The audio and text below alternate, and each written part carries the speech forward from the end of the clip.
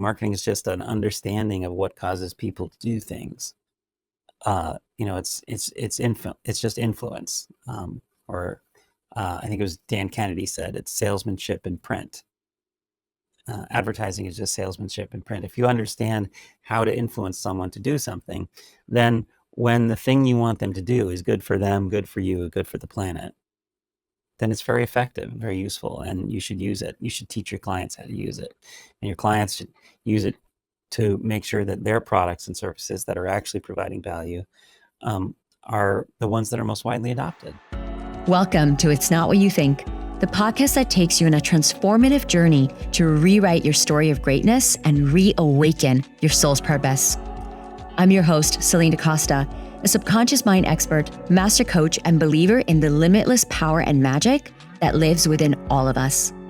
My intention in this podcast is to propel you into your next level of success so that you are free to create the life that your heart most desires. Through deep, actionable insights, personal stories, and world-class guests, I'll provide you with the tools, strategies, and resources you need to unlock the fullest expression of who you're meant to be in this lifetime so that you can consciously design a reality that is beyond what you could have ever dreamed of. Join me on this journey to personal growth and evolution, and let's live our lives in accordance with our highest soul's calling. This podcast is your weekly check-in to help this path become more simple, obtainable, and fun. Thank you for tuning in today, and now let's dive in. Hello, family. Welcome back to the podcast. I have a very cool guest with me today, a super interesting guy that may or may not break your brain by the end of this episode. So I'd love to introduce you to Bryan Franklin. Hi, Bryan.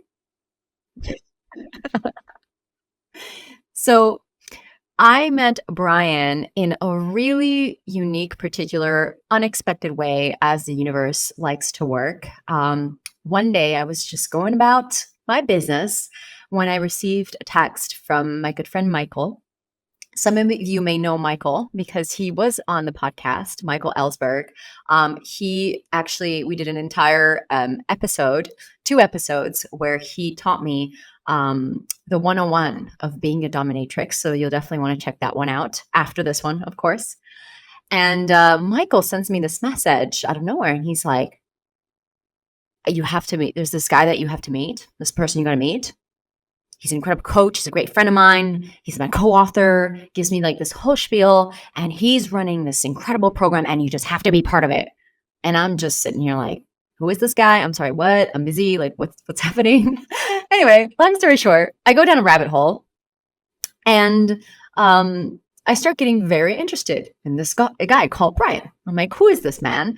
A very talented coach, very brilliant mind. Start looking into his program, get on a call with him. And by the time I'm off the call with him, I invited him to be on the podcast and I joined his program. And I've been mentoring with him for the past couple of months. And there's many, many reasons why this man is on this podcast right now. But because we have about an hour, we're going to focus on one. But before we dive into the questions that I have for you that I'd love for you to share with my audience, Bryan, could you give us a brief formal introduction of who you are, what you do, what your passion is in life? Yeah, so I've been a executive coach for about 24 years, almost 25 years. And I have helped in that time a number of companies, I think it's up to 11, go from startup to over $1 billion in sales. So I've coached people like Reid Hoffman at LinkedIn and, companies like Ariba, Documentum. I don't know if you're a Silicon Valley company tracker type person, you probably would have heard of a lot more of them. And I tend to work in human potential industry, the AI industry, and in climate tech. So that's kind of my profession. My wife and I, a couple of years ago, noticed that there was a change happening in the executive coaching industry, where suddenly it was suddenly growing very fast. It has been growing very slowly for the last 23 or 22 years, and in the last 2 years, it's been growing very fast. Although when we dug into the research, we found that all the growth was happening at the top end. So she and I decided, meaning the best coaches are finding it way easier to make $1 million a year, and everyone else, all the other coaches, are finding it harder to get a client. And so my wife and I started this program that you mentioned to help coaches become the best in the world. So it's for people who are already coaching already, or who have a lot of really great business experience. They've been founders, sold their companies for, in our current cohort, over $1 billion in aggregate. And they want to learn how to be one of the best coaches in the world. So Jennifer Russell and I teach that program together. And I've always been told, when people talk to me, I always say, "Wow, you really, your brain just works so differently." And that may be true, but I've never had a different brain. So it just occurs to me like how things are. It doesn't occur to me as different. Although I think if your guests are like any of the other people I've spoken to in my life, you're probably going to end up thinking the same thing. That, God, this guy thinks really differently. And and what I'm passionate about, Jennifer and I, we think that division and conflict and aggression are not necessary for the human experience. We do not think that they are inherent parts of the human makeup. We think they are inherited, not inherent. And so our passion uh, is to eliminate that suffering by bridging the divide, bridging the divisions within ourselves, bridging the divisions between men and women. We also have a brand that helps couples have extraordinary relationships, bridging the divide between, black and white, black and blue in this country, in the U.S., and with various projects that we've worked on. And anytime that you think that someone else is your obstacle or your enemy, we want to rewrite that thinking. Mm, beautiful. Thank you. And, one of the things that I'm really curious about exploring in today's podcast, speaking of rewriting that thinking, is looking at it in a business context. I know I've personally found you during a time where I'm going through a massive transition in my business. It's something I've actually recorded at the time of this recording, I've recorded an episode about this deeper understanding that I've reached within myself, that the way that I've been doing business in the past few years up until now, it worked for me really, really well. And I've become such a different person in the past couple of years as a result of the internal work that I've been doing. Like my values rearranging themselves, and lots of inner work, just becoming a different person. That I realized that there's been a mismatch between the business model that I had, and the one that I'm now birthing into being part of it. With your support. And one of the things that really struck out to me when I first spoke to you, that I feel that people need to hear about, is the conversation around what it really looks like to build a business that is of service, that is of integrity, that is nervous system friendly, and all the elements, all the ways that we have been brainwashed to believe that it could be otherwise, similar to what you're saying, that it needs to be divisive, that it needs to be extractive, that it needs to be something that is taking from, that is exhausting. And as I'm rewriting the story on a really deep cellular level, I'd love to open up a conversation for anyone else who's also doing this in their life right now, and who's also like, am I crazy for thinking that something's off? Am I crazy for thinking that there's a better way to do business? Am I crazy for thinking that this way of marketing is just not, it's not like life-giving? So Mm. I'd love to start to pull this apart. And maybe we can start with I'd love to get your perspective on what it means to you to create a business that is in alignment, is in integrity, and is successful. Because businesses, at the end of the day, we have businesses, they're not hobbies. We have businesses because we also want to create some prolificness. Is that a word? You know what I mean? Prosperity. Um, prosperity. Yeah, that's Yeah. definitely a word. Yeah. Um, so I think that first of all, I want to acknowledge that um, that questioning that you're talking about. Wait a minute, am I doing like this? Something seems wrong here. Um, that it's the luxury of winning. So there's a fairly unhealthy game which is widely advertised, and most people don't win the game. And when you're not winning, the messaging is that there's something wrong with you, that you're not doing it right, that you're not working hard enough, you haven't figured it out, you're not even, there's some like, maybe you need to read the Rock Feather Habits again, or maybe you need to like, shore up your vision board or work harder or make more sacrifices. And it's only when you start winning, which I know that you have, that you realize that winning, this isn't what winning was supposed to feel like. The winning was supposed to feel totally different than this. And when you start winning is when you start questioning the game, typically. So just wanted to acknowledge that even that question is a privileged question. Mm. And I also want to, I think you asked a question. All right, I'm still tracking the question you asked. I'm going to answer it, but I'm going to say another thing first, which is um, that I've noticed the word entrepreneur really means many different things in different cultures and different circles. And to Paul Graham, who started Y Combinator and is one of my favorite, say, like Silicon Valley thought leaders, entrepreneur by default means a young person who is making a company that's going to get funded, and it's probably a technology company, and it's probably destined for fast growth. And that's what entrepreneur means. When he says entrepreneur, that's what he means. If you go to a marketing seminar, entrepreneur usually means some kind of like solopreneur person who maybe has one or two assistants, and they've got maybe a digital product online, and they're selling a course on, I don't know, do-it-yourself pet therapy or some kind of a information marketing scheme.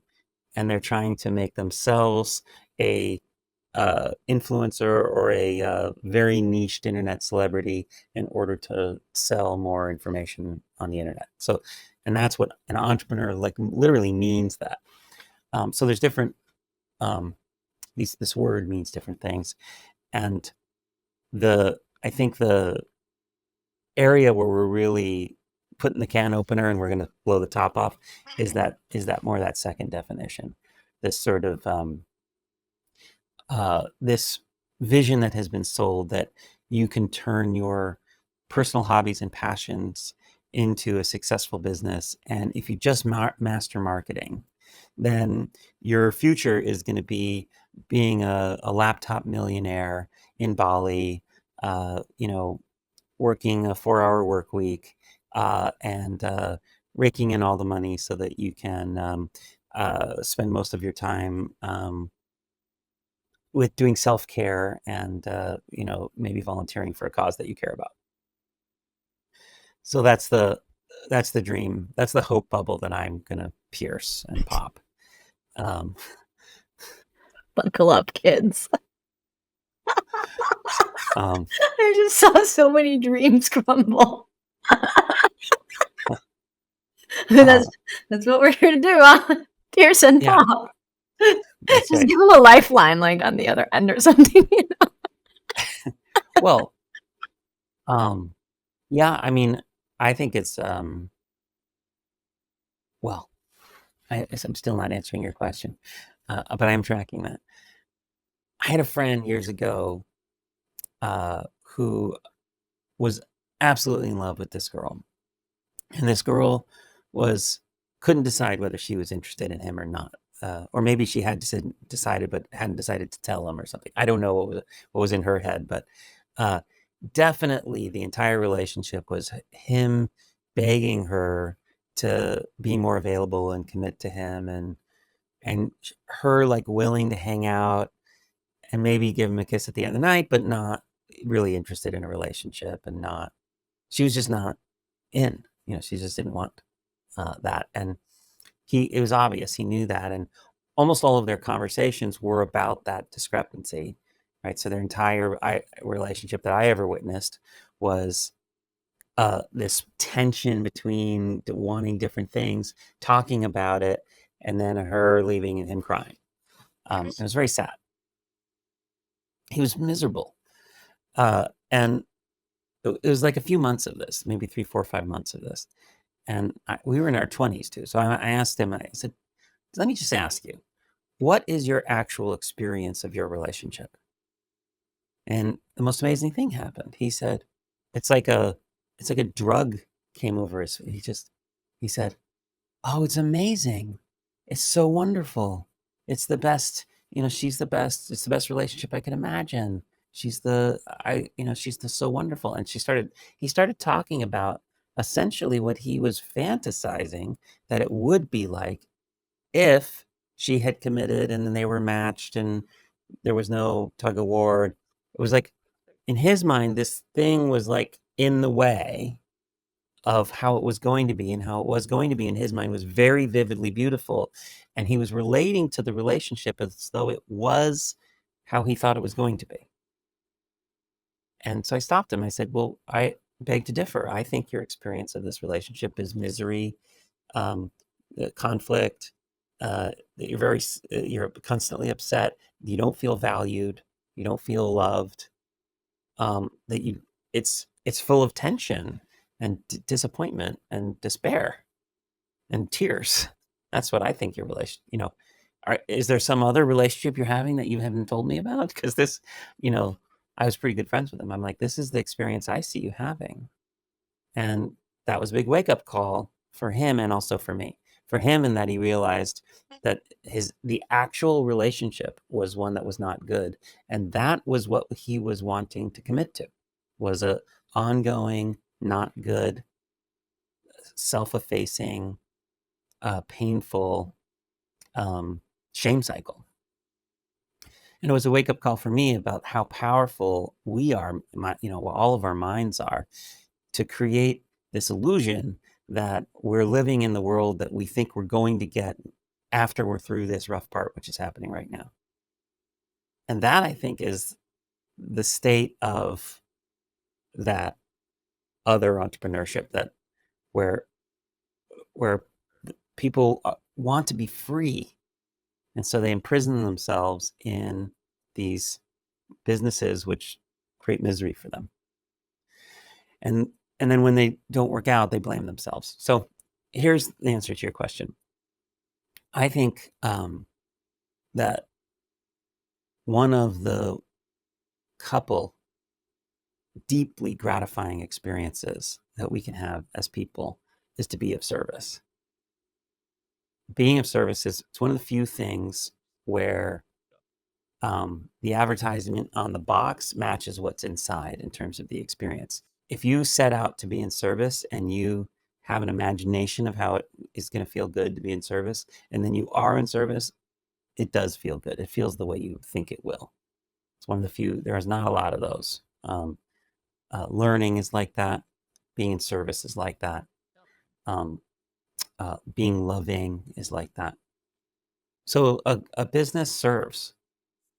A business that feels good and that is successful identifies an actual need, identifies some asymmetry where it's easier for you to meet the need than it is for your customers, either because economy of scale or whatever the reason. You have a unique ability. Who knows what it is? You were inherited some patent from your grandfather, and now it's easier for you because of that to meet this need than it would be for customers. But there's a real need that you've identified. There's an asymmetry where it's easier for you to meet the need than it is for them to. And here's the key thing: your business actually meets the need.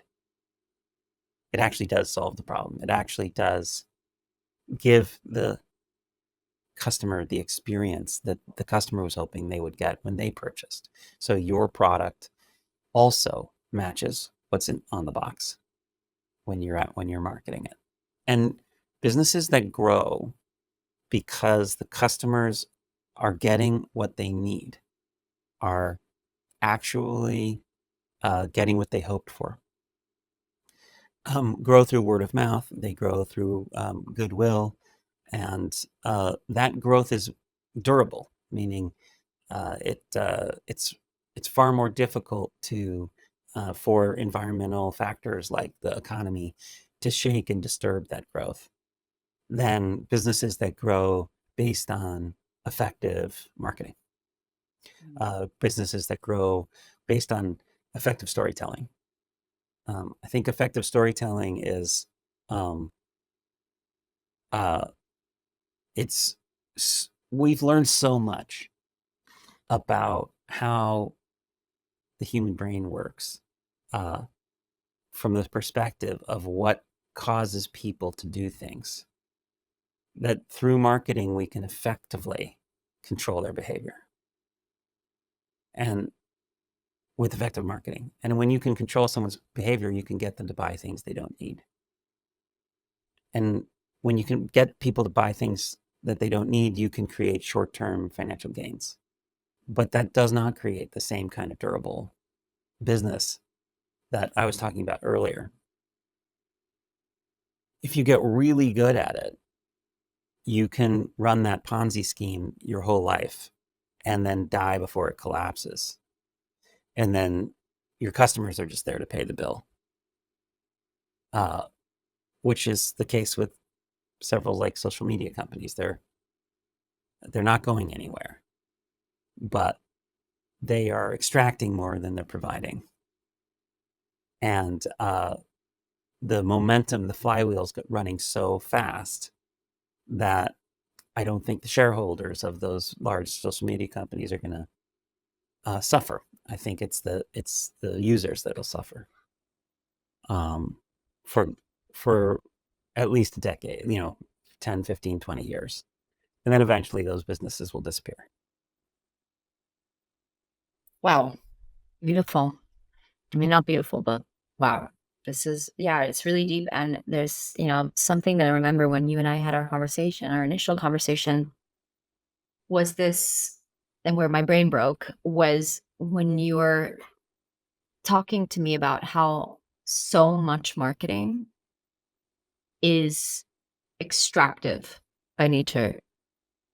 And the reason why I broke my brain is because I remember even asking you, well, what about these like really top marketers that keep teaching you to like hit people where it hurts and then like sell them the solution and like give them the problem. And then you're like the white, the knight in shining armor. And I remember that when I come from, when I graduated from college, my job for 3 years, I was in corporate America and I was doing advertising. I was a brand strategist. So I come from, the branch of marketing. And then when I started my business, and I was reading all the books of all the famous people who shall not be named, being like, oh, you need to market this way. You need to market that way. You need to market that way. And I remember actually when I first started my business, funny enough, my first book that my original coach, Ralph, who's also been on this podcast, gave to me was Rich Littman, who's also been on this podcast, his book, The Prosperous Coach.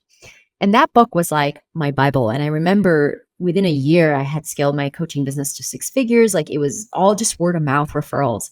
And somewhere along the way, I was told that that was ineffective, inefficient. I need to be, focusing more on social media, more on marketing. And I just went like, and started to read about funnel hacking and marketing things and the marketing strategy and how to do it right. And just went down this like entire rabbit hole of like focusing all my energy on social media and marketing, blah, blah, blah.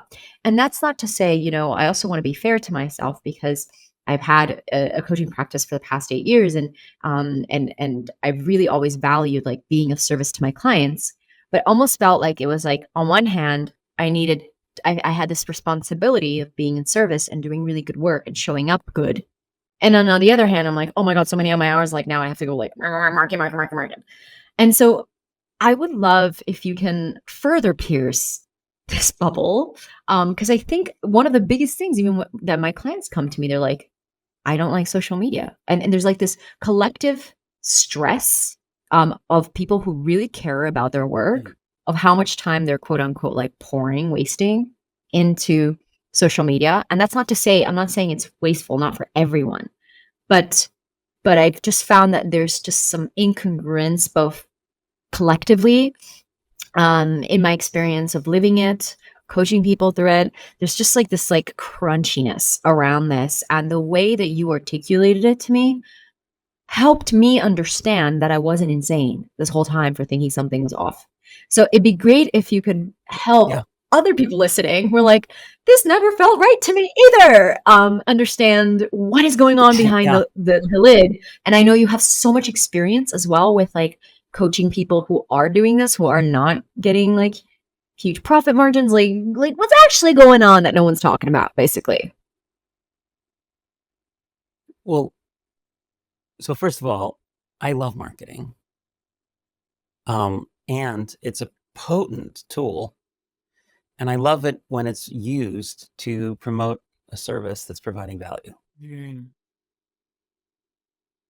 And in a, in a, I'll say properly organized company, the marketing department is a service organization that serves product, and product is king.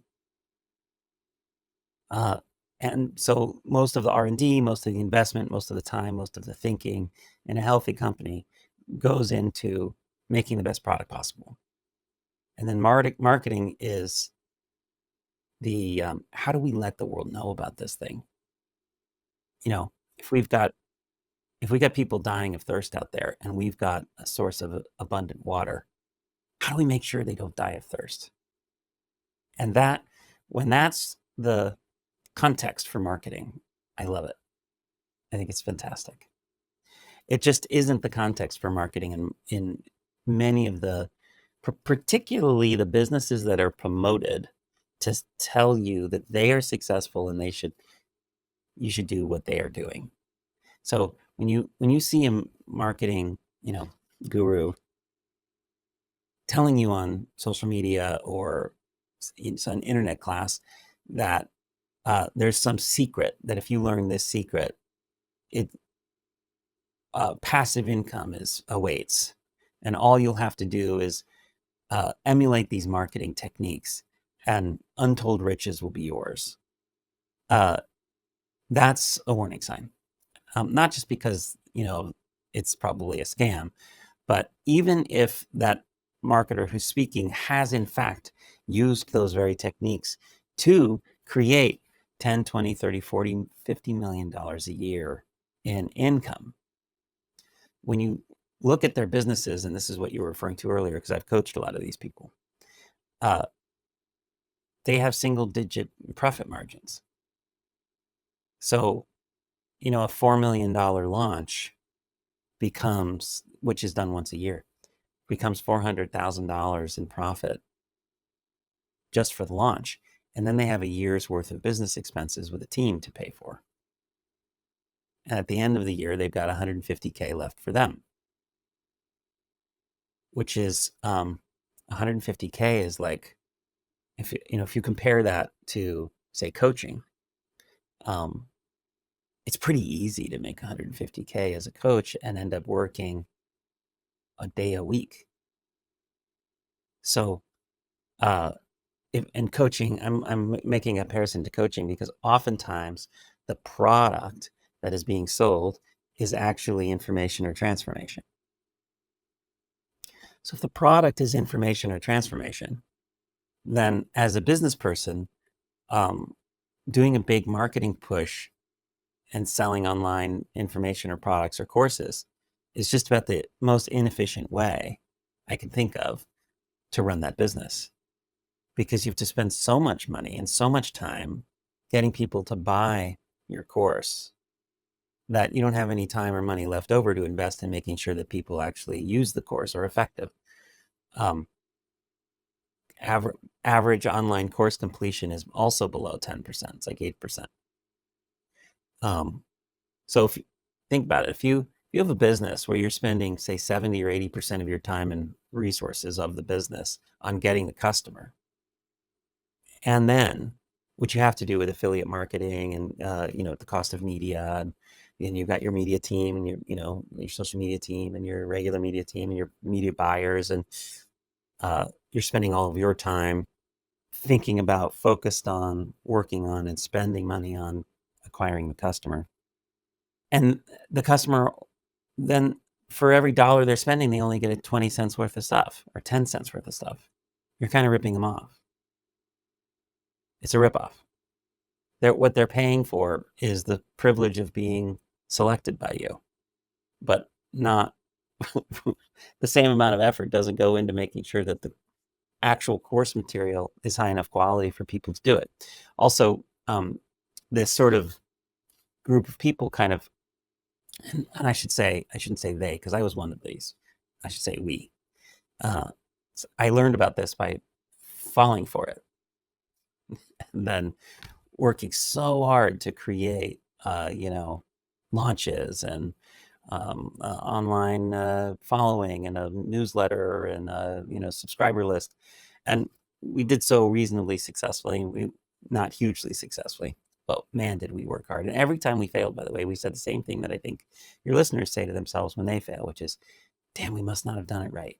We must not have figured out the right sequence of words to say in the headline.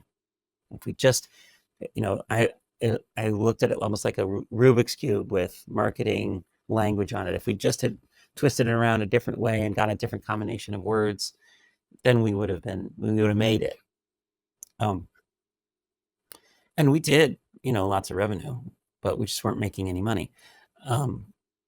And since we weren't making any money, the product wasn't getting any R&D. The product, we weren't working on the product nearly enough. And because we weren't on the product, then the people weren't getting benefited.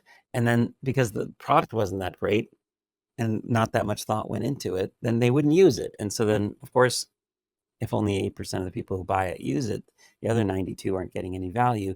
And that means in the economy, you're not actually providing any value. You're just sucking excess money off the top, right? If I sell you books and you don't read them, at best, providing you a little bit of an ego boost that you're smart because you bought this book. And I don't know, like selling ego boosts for $17 a pop, it just seems like a strange business. It's not the kind that I was talking about earlier that actually provides lasting value for them, where the customer's like, I'm so glad I bought that. And it's very, very easy to write a book. Now with ChatGPT, you can write a book in about a couple of hours, 2 hours. And I know people who are now like proud of that. They write 10 books a day and they're publishing them on Amazon. I don't believe they're any good. I don't believe they're of any value. But I do believe that they'll be able to market them. Of course, there won't be any profit left over because the amount of money it will take to market them, because they're not very good, will be about the same as what they'll be able to make for them. So they'll just cycle money through the system, not providing any value. You could, however, really discover something important and write it in a book, and that book can make a big difference for a lot of people. But the difference in the amount of effort to write a book that helps people, really helps them, and just write a book that is your thoughts on what helps people is massive. That's a massive difference in effort, a massive difference in investment. The difference between putting the smart things that you've heard from other people into a course and packaging them up with, pre-packaging, and then learning some manipulative phrases, which, as you say, speak to the fear, get the hind brainstem of the audience buzzing with all the power, affiliation, and control that they might lose if they don't buy your product. Then you'll get customers, and but they won't be benefited. Even if there are nuggets of truth that are valuable in the course that you're teaching, because you learned them from someone who learned them from someone who learned them from someone who it was valuable for. Even if that's true, the amount of effort to make sure that you're selling a course that actually not just delivers information, but that The average customer who buys it has a better life as a result. The average customer has a better life as a result. That is a Herculean effort. And if you really did that, it probably wouldn't be a profitable business. Now, at first anyway, because it would be hard to get those initial customers. Of course, if it started really making a difference, pretty soon word of mouth would take over, and then in the long run, you'd actually have a real business. You'd really make money, and you'd really be providing a service because people's lives would really be different. But it's so hard to get customers, especially through that kind of digital realm. You have to talk to so many. You have to spend so many dollars and so many hours before you get people actually signing up. So you don't have time and money to invest in the product left over, which is why those businesses work that way. It's also interesting, and I think this is something I had mentioned earlier, which broke your brain. I was always very fascinated with where these ideas came from. I'd be in a marketing conference and someone would say something like, pain is more motivating or whatever than pleasure in marketing. Or what did you say? You have to dig into the pain or whatever. Or someone would say a phrase like that. And I'd just wonder where that came from, where they learned that from. Or they would say, they would talk about how, what the emotional ride of, how to kind of hype people up emotionally to get to buying temperature, like where'd buying temperature come from? Who was the first person to start talking about buying temperature? And I would just start to, almost like the etymology, I'd start to trace who are we all learning this from? And it turns out that a great deal of what we now accept to be sort of digital marketing wisdom, copywriting and these kinds of things, a great deal of the state of the art of direct marketing has at its root real estate seminars from the 70s and 80s.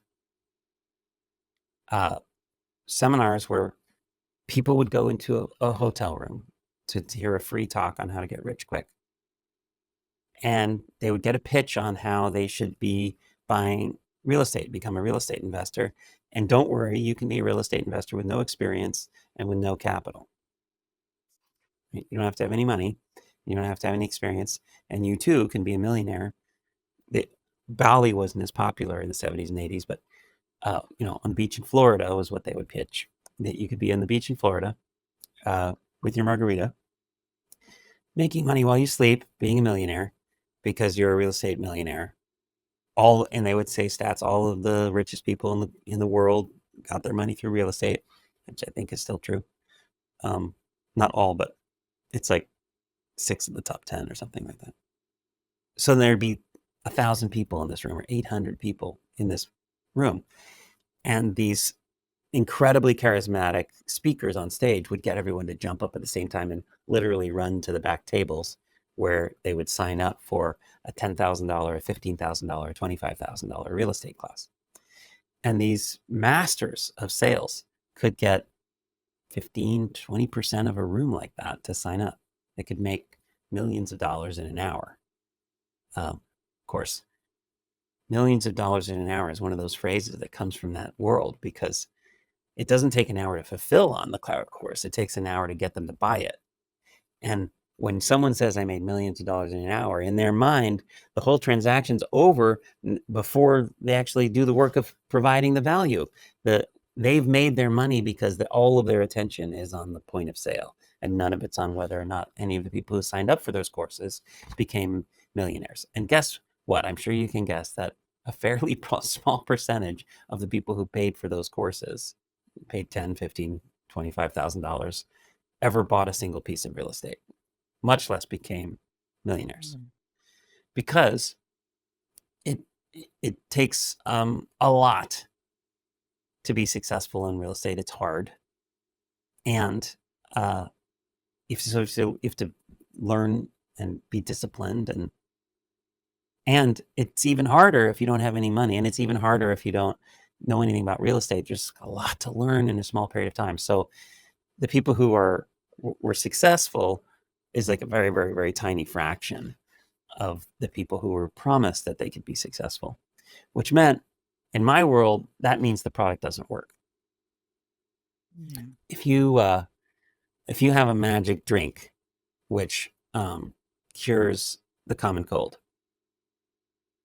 and you bottle it and it goes to the store and everyone buys it, but they never drink it when they get home. They buy it, they smell it, go, that's gross, and they put it in the fridge and they never drink it. So therefore their colds are never cured.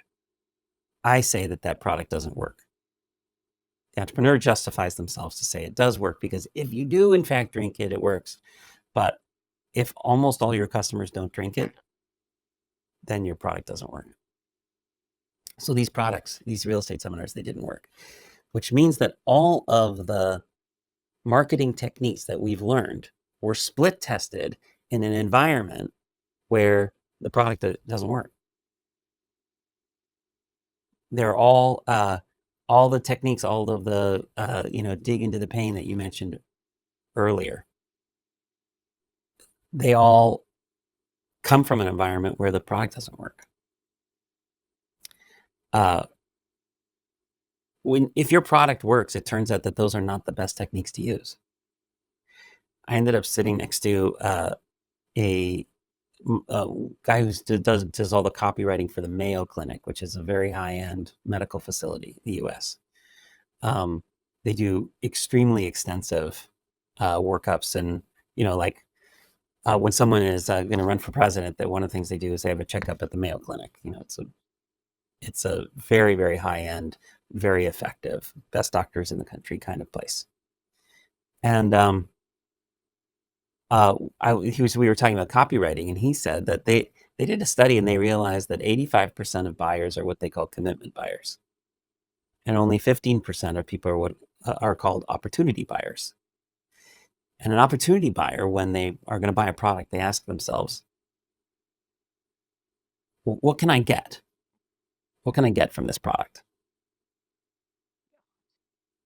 And they never ask themselves what the commitment buyers ask, which is, what's it going to take from me to actually utilize this product? So all the impulse buyers are opportunity buyers. They buy right away. They are asking, what can I get? But they're the same. They don't have a strong commitment in their life. So they're the same people that buy a product and then never use it. Commitment buyers stop and consider. They rarely buy on the first time they see the product. They're not going to, it's not a one call close with a commitment buyer. And if you say you can be wealthy, they say, well, what's it going to take from you? What kind of investment of time and resources am I going to need to have in order to be successful? And those commitment buyers, when they do commit to something, they follow through. And the Mayo Clinic almost exclusively markets to commitment buyers. And so their marketing is very toned down. It's all about evidence and research, and there's lots of space for people to make their own choice. There's no flashing arrows that say, with a countdown that says, you've got 24 hours to book your clinic or else the discount goes away. They'll never do that at the Mayo Clinic because all those techniques are split tested to work exclusively for opportunity buyers, and they turn off the commitment buyers, and only 15% of the world are opportunity buyers. So it's a tiny, tiny part of the market.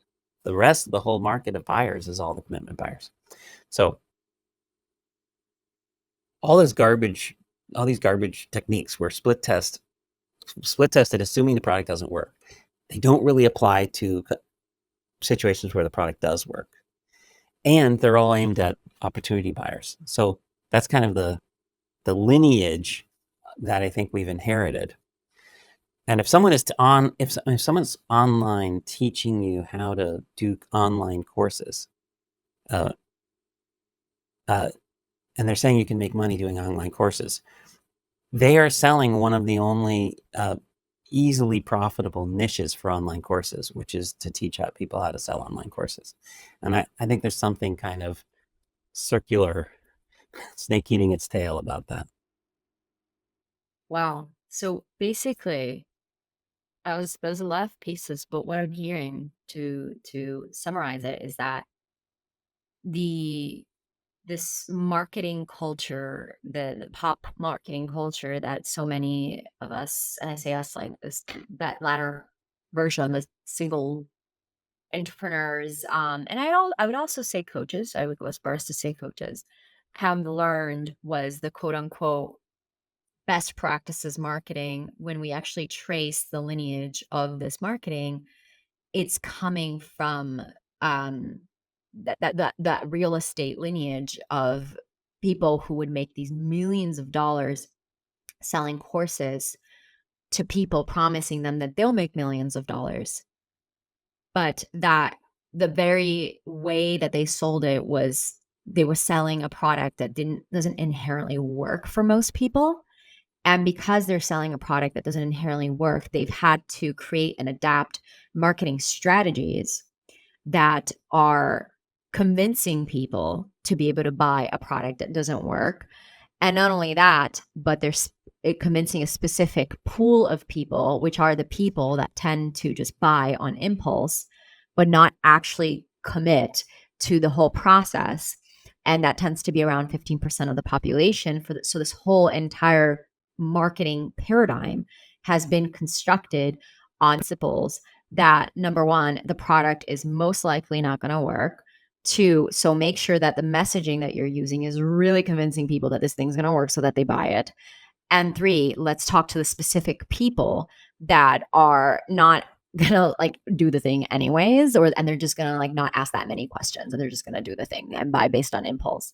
So when we then take this entire paradigm and we compare it to, for example, a heart-led coach who generally gives a fuck about their business, who, or even, a consultant, a therapist, the healer. So many of the people that I know are in my community that like really are heart driven. They care. They like want to make an impact. They want to do good with their business. And then they're trying to like adapt these key marketing principles into their business. And there's like a massive cognitive dissonance because it doesn't fit. Because even like when I think about my clients, they're good people. Like I wouldn't, when I think about me, I'm like, I don't want to click on the flashy button with a thing. I like to take 2 weeks. If I need to take 2 weeks, if I need to pay in full, I will pay in full. I don't need the early bird price. I'd rather have my time to make a decision than to save a few $100s because I have to do it tomorrow. So it's like when I now start to, in the context of what you've just shared, and I start to see like this thing is not digestible to a certain kind of entrepreneur who is operating on a certain frequency, on a certain wavelength, who has a certain set of values, and who actually does want to move towards a service-based business. It's like a two incompatible. It's like it just does it. It's like it doesn't work. It does not fucking work. But what it does is brainwash people into thinking that's what they should be doing, and makes them insane, thinking that there's something wrong with them because their marketing principles don't work in their business, and are working with an extreme amount of effort and very low success. Yeah. They just consume an enormous amount of resources, your time, your money, and team members, and it becomes a monster you have to feed because you have this belief that you keep having to get more customers, get more customers, get more customers. And since the margins are low, all your attention is on getting more customers. And think of it this way. If you wake up in the morning and you think, oh my gosh, how do I help this particular customer even more? Or gosh, I've got a customer and they're not quite getting everything that they want. How do I help them more? And you're constantly cycling on that question. That business is going to grow. And it's going to become more and more profitable over time because the cost of marketing is going to go down. Because you won't have to push so hard. If everybody that ever works with me gets exactly what they want, then if you come to me and you're like, I want to consider working with you, you say, great, talk to anybody who's worked with me. Or even, why don't we do a couple of free sessions, see if you like it. There's no pressure because I know it works. I don't have to pull anyone into my field. I don't have to convince anyone to do anything because if I can help them, I can help them. And that's just the truth. Do you know what I mean? Jay Abraham is uh, also one of the sort of grandfathers of marketing, but he said something was one of the first steps for me in like pulling myself out of that opium den of information marketing. And what he said is that good marketing uh, gives the customer a accurate experience of what it will be like once they've purchased. So in his world, all marketing should emulate to the best of its ability a test drive. Because you go, you're maybe interested in the car, you get in the car, you drive the car, you've now had a direct experience of what it will be like to own that car. And if you still want it, you should buy it. So marketing should give people an experience of exactly what it's like after they purchased. And a lot of these same sort of people who are on a marketing hamster wheel of trying to get more and more customers because the margins are so low are trying to do the opposite. They're trying to actually hide what it feels like once you buy, to try and continue to pump up this hope that everything's going to work out for you. Or it's even worse. It's like you cherry pick one customer who got a great experience, and then you try and tell everyone that they're going to have that one.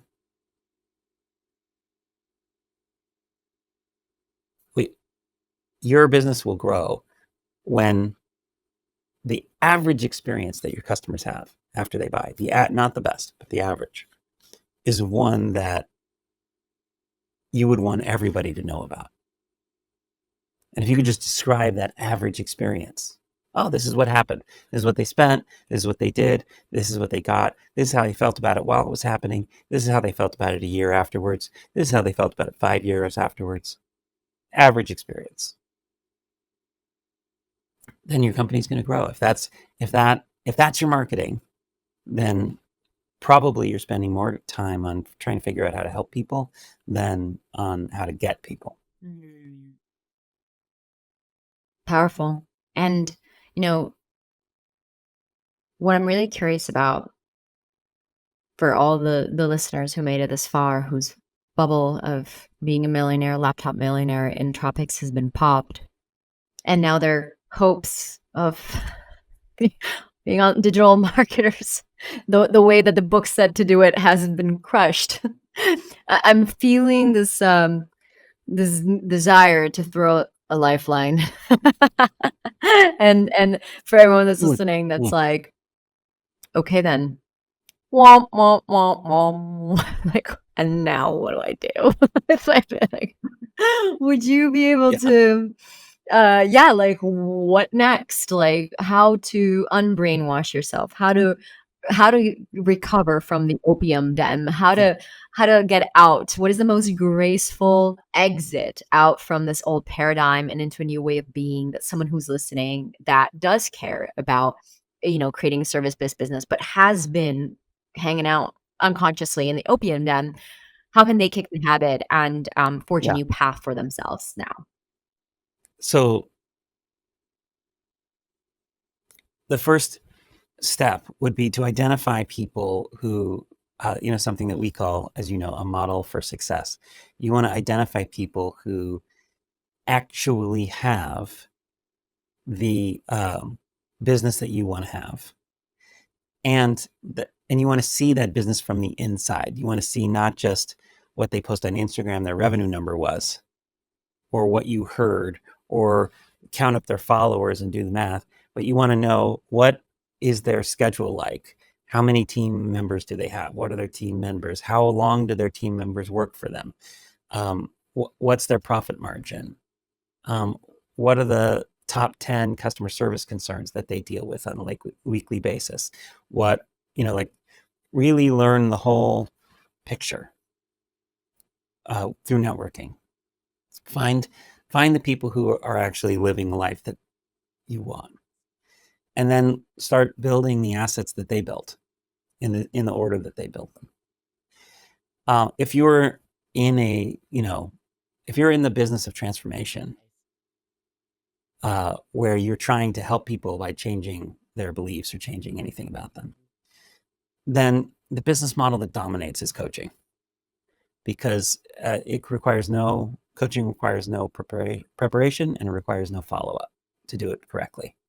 I've been a coach, like I said, 24 years. I am there for the meeting, and I'm not there after the meeting, which means I get free time. But it also means that I have to make sure that what I say in that meeting legitimately changes my customers' lives in terms of what their opportunities are. So that when people talk to me about the decisions that they have to make, which are most near and dear to the heart and most consequential for their future, that they're really glad they talked to me before they made their decision. And when they look back at the decisions they have made with my guidance, they're really proud of the decisions they've made. So you have to make sure that's true. And you have to invest in your ability to do that. And tie that ability to your future success versus your ability to market. And start stripping away complexity. Like get dirty and raw and roll up your sleeves. I think one of the things that draws people away from the center of value for delivering value in a service business is this myth of scalability, where I don't want to trade my time for money. I think that's kind of silly. I think everybody is spending time, and if you have a bunch of time and you want more money, you gladly would trade it. The question is not whether you're trading your time for money, it's what's the exchange rate. And if you keep honing your ability as a coach to make a difference, you can get a pretty good exchange rate for that time for money. And top coaches, who are making let's say over $1 million a year, their time is worth $1,000 to $2,000 an hour. And I don't know of a digital course on earth you could build where you would profit at the end of the day enough money to make $1,000 to $2,000 an hour for all the time you spent building it, marketing it, and delivering on it. So even though in concept a digital course is more scalable because you can imagine that as more people do it, it doesn't cost you more to deliver it. In reality, when you take into account how much time it takes to make one and market one and how many people are likely to do it, you're likely to be making more like $100 an hour in your course business, or $50 an hour if you're hugely successful, and $0 an hour or $5 an hour if you're having a typical result, like that average customer. And so I don't know about you, but I'd much rather make $2,000 an hour in a very unscalable way and sell, where I'm able to sell 2-3 days of a week of my time that way, than make $5 an hour in a very scalable way because of some dream that it's all going to work out one day. Yep, you definitely killed that online course dream. It's dead. It's dead, all right. Yeah. Yeah. I mean, prove me wrong. Show me all the people who are making thousands of dollars per hour effectively on their online courses. I've coached not only people who do online courses, I've coached many of the people who own the top online course platforms. I won't mention their names, but all the platforms that people use, and I've seen all of the user data. I know what this business is about, and it's about effort and not about scale. And then, so then how many of you, millionaire in the tropics drinking a coconut on your laptop, Bryan? Well, provide value, cure cancer, solve a really, really hard technical problem that no one has solved before. Wow. Provide value to the humanity that actually moves the needle for humanity. And then you can do that. Otherwise, you might find yourself coaching where you're spending 2 or 3 days a week on the phone. Maybe you're on your laptop doing Zoom on the beach, but you still have to be there on the Zoom call, coaching. And then the other 2, 3, 4 days a week, you can do whatever else you want in Bali. Although Bali's tough because of the time zone. If you're in Bali, you're going to be probably coaching people who are in Australia and, you know, Yeah. in the Philippines, not coaching people Yeah. in Europe and So the I'm gonna US. ask I would say a controversial question, which is what's your experience with all Sure. the like millionaire coaches out there talking about the millionaire coach life? Like have you like what has been your yeah, what's your viewpoint of like that entire group that is out there on the internets? Oh, I Well, can tell my I know a lot of very successful coaches. yeah. I know many coaches who earn more than $1 million a year, do no marketing. All of their customers come from word of mouth. I haven't done any marketing for my coaching business.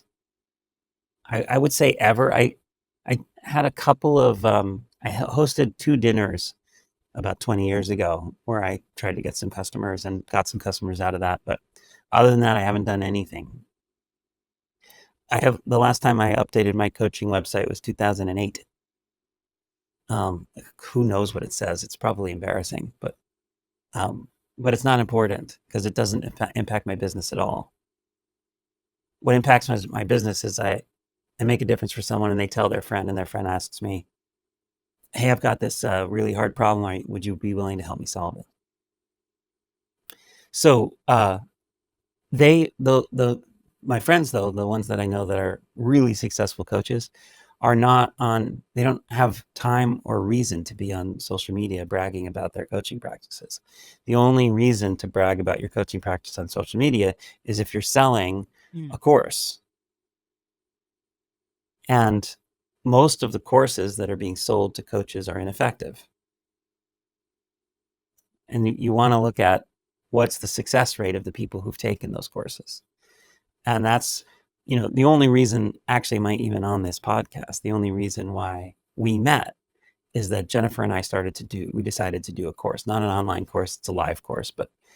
Um, and the main reason, honestly, is because we love teaching together.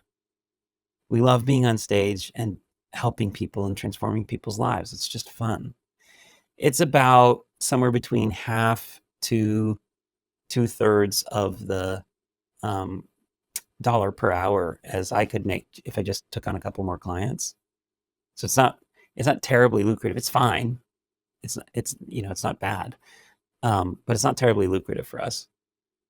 But it's so fun, and that's how we make our decisions. Is what's going to transform the most people's lives, bridge the divide, and be fun for us to do together. And so we're doing this course, and we're helping coaches, and we're also tracking the real results that the coaches are getting every week in their practices, and that's the basis of how we know we're doing a good job. Not we're spending 75-80% of our resources that are spent on the program on making sure that the program is good, not on trying to enroll more people into it. Yeah. So what I'm hearing is that there is hope to the promised land. You just gotta be really good at what you do and like actually help people. Look what you look. That's right. That's right. Wow. Now, Nobody well, told us that. fortunately, I think there are certain professions, coaching is one of them. It's about as hard to learn how to be a good coach as it is to learn how to be a good marketer. So you just take all the time that you were spending learning that and learn instead how to actually help people. And I think you'll be in good shape. In my experience, it takes about 3 years from a dead start for a coach to have the kind of practice where 100% of all their customers are coming from word of mouth and they never need to market again. Mm-hmm. And, it's a 3-year investment. In the meantime, you're going to have to figure out how to get customers, networking. You're going to have to do some marketing things, which are going to be expensive and not work. You have to beat your head up against a few walls. Um, you'll have to tap your network and make sure everybody in your network knows what you're doing and why you're doing it. But in the meantime, get better, like learn how to help. And then Wow. That's a good lifeline. I like that one. It's just because it's just get better at you, just get better at how you, and it's interesting because um I'm so lucky that the first year of me starting my coaching business, I had one of my original coaches, Ralph, who I think you'd really love, and then Rich's book, the first principle that was drilled into me is if I want to build a successful coaching business, I just need to be a really good coach and just keep getting better and innovating, and that will always be my leading edge. Is if I'm just get better and better and better and better and better. And there's part of me that is really glad that Yeah. I've invested so much in my studying, in practicing, in the practitioner trainings that I've done, courses such as yours, which I do every single year. And the other part of me is like, damn, look at all those extra hours I could have been even better when I gave up to marketing. But I think on the bright side, like you said, Right, right, I right. know I'm like, grr, give them back. I have something else to do with them. But I do think, jokes aside, that knowing what I know now about marketing, it's like I can't undo all the learn. I can undo the brainwashing and the opium addiction, but I still Yeah, have like yeah, years and years, and even from when I started my career in marketing, all these years of yeah. experience that I now have in my arsenal. And with this new context that's been created in these conversations that we've been having around marketing, I could still use, like you said, marketing can still be a force for good. And that's still a skill set that can be used. It's just how we use it matters. It's important. And at least from where I sit now, I realized that, yeah, sure, I can continue to refine my marketing skills, and that's not going to be anything that needs to be thrown in the bin. But I can be much more discerning about who I learn it from, how I practice it, like how much like all Yeah. the bullshit stories I told myself about not being good enough or not being a good enough marketer or not whatever, like all these stories around the headline not working. I can just drop that and just focus my energy first and foremost on just improving as a coach. And second of all, just getting better as an ethical marketer. And I feel, yeah, like anyone, as I'm kind of processing this out loud, I hope that that helps any listener as well who's like, what do I do next? That feels like a pretty good plan to me. Yeah, absolutely. Not to mention, um, I have a client who is making carbon negative jet Mm. fuel. They've raised about $500 million, and they're really doing it. They have contracts with airlines to sell carbon negative jet fuel as early as 2027. I have another client who has a, a method of uh, essentially exploration for lithium, right? I don't know if you know, but this electric car revolution is putting a strain on the world's lithium resources. We don't have enough lithium mined. So we're going to have to mine a lot more lithium. And they have a way of finding lithium that is far cheaper and far less ecological negative, environmental impact um, than has ever been done before using satellites. So these are companies where the product itself is making a big difference. And when I'm coaching the CEOs, what they don't know a lot about is marketing because they haven't needed to. So because we've learned that, but are no longer in the opium den of it, I can tell them a few things that will make it easier to get 30 airlines instead of one to buy the fuel, or to make sure that the mining companies are using this not less this less extractive method, this less environmentally impacted method on all their mines, not just on a few. So you can use marketing is just an understanding of what causes people to do things. It's just influence, or I think it was Dan Kennedy said it's salesmanship in print. Advertising is just salesmanship in print. If you understand how to influence someone to do something, then when the thing you want them to do is good for them, good for you, good for the planet, then it's very effective, very useful, and you should use it. You should teach your clients how to use it, and your clients should use it to make sure that their products and services that are actually providing value are the ones that are most widely adopted. Mm, beautiful. Wow, I feel like we like lit marketing on fire and then just like rose it from the ashes. It's like, oh damn, we are really going hard on this. But now I feel I'm like, okay, I can make peace with marketing now. It's good. It was not all a waste. Yeah. Wow, super potent. Well, thank you, Brian. This is the brain breaking that I was hoping to achieve in this episode, and I believe we've done it. Well, I'm glad. I'm so glad, and of course, as you could guess, I sincerely hope for the listeners that this makes a difference for you, and that you're able to make a choice which is more in integrity with who you are, that feels right to you, that trusts the wisdom and integrity of your customers, and that trusts your ability to be face to face with what they challenge and actually help them with that challenge. I know you can do it. Even if it's scary, I know if you look and you locate yourself as close to the customer as possible, really walk a mile in their shoes, I know you can figure out how to help them. And then I trust your heart that you will. And so that's why I'm here, is because I hope that this helps you, in some small way, have the courage to do that. Beautiful. Beautiful. Well, that was the perfect, I was going to ask you if you had any parting words, but I think those were your parting words, unless you have more parting words. Yeah, I was like, I don't know Those if are you my parting can words. really Yeah, top. I no, mean, I'm sure you could, but like, let's just leave it there. Let's leave it on a high note. sounds good. Oh my gosh. Well, thank you so much, Brian, for coming in today and just delivering that massive load of value. I'm sure some people will need to sit with this, integrate it. And for the listener, thank you so much for, as always, dedicating your time, energy. And I too hope that this was worth it for you, and left you walking away with a different way of seeing the world, and a better way, hopefully. So, Brian, for anyone who is curious, who's like, who is this dude? What where do they find you?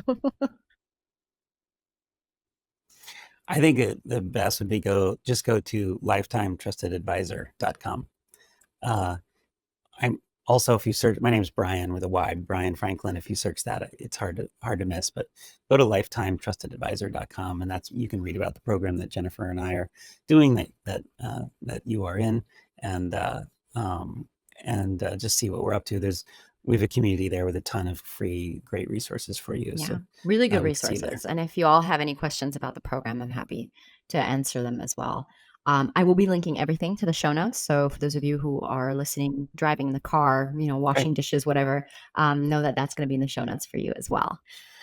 All right, Brian, I'm going to see you like as soon as we hang up and I see your face again, because I'm going to be watching one of your recordings. So I will be seeing you very soon, both digitally as well as virtually in recorded format, live format. Thank you so Yes. much again for coming today, Yes, and all the wisdom. Yep. this gift. My pleasure. Have a great day. Thank you, beautiful humans, for tuning in to today's episode of It's Not What You Think. If you loved what you received today, make sure to subscribe so that you don't miss out on future episodes, and leave us a review on Apple Podcasts, as it helps us reach even more amazing listeners like you. If we aren't already connected on social media, come receive even more tips and inspiration by following me on Instagram at Celine DaCosta, or visiting my website at CelineDaCosta.com. After listening to this episode, I invite you to take a few moments to reflect. What stood out to you? What were your key takeaways or breakthroughs? And if there was one action step you could take from this, what would it be? Thank you again for joining me on this journey. I'm sending you so much love, and I can't wait to connect in the next episode. Until then, keep sharing your unique gifts and living out your most magical life.